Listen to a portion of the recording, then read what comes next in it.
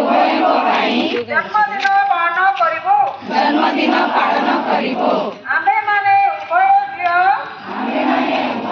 ଓ ପୁଅଙ୍କ ପାଇଁ ସମାନ ଶିକ୍ଷା ଏବଂ ଅଭିବୃଦ୍ଧି ପାଇଁ ସମାନ ସୁଯୋଗ ଦେବୁ। ସମାନ ସୁଯୋଗ ଦେବୁ।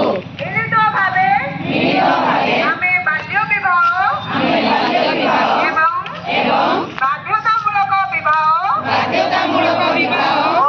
ଓ ଘରୋଇ ହିଂସାକୁ ବିରୋଧ କରିବୁ। ମହିଳା ଏବଂ ବାଳିକାମାନଙ୍କୁ ସମ୍ମାନ ଦେବା ପାଇଁ ପୁଅମାନଙ୍କୁ ଆମେ ଶିକ୍ଷା ଦେବୁ। ମହିଳାମାନଙ୍କ ପ୍ରତି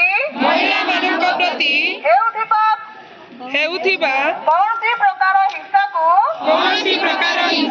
ଆମେ ବିରୋଧ କରିବୁ ଏବଂ ଅସୁବିଧାରେ ପଡ଼ିଥିବା ମହିଳା ମାନଙ୍କୁ ନ୍ୟାୟ ଦେବାକୁ ଚେଷ୍ଟା କରିବୁ। ପ୍ରତି ପୀଡ଼ିତା ଅସୁବିଧାରେ ପଡ଼ିଥିବା ମହିଳା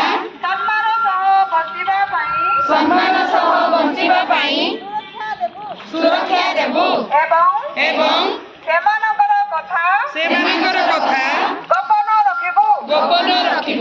ଆଇନକୁ ଆମେ କଦାପି ହାତକୁ ନେବୁ ନାହିଁ। ପ୍ରତ୍ୟେକ ପରିବାର ଏବଂ ଗ୍ରାମରେ ଶାନ୍ତି ଏବଂ ଏକତାର ବାର୍ତ୍ତା ବିସ୍ତାର କରିବୁ। ପୁଅ ଓ ଝିଅମାନଙ୍କୁ ଆମେ ସମାନ ସମ୍ପତ୍ତିଗତ ଅଧିକାର ପ୍ରଦାନ କରିବୁ। ଦୁର୍ବଳ ଏବଂ ଅବହେଳିତ ମହିଳାମାନଙ୍କୁ ଆମେ ସହଯୋଗ କରିବୁ।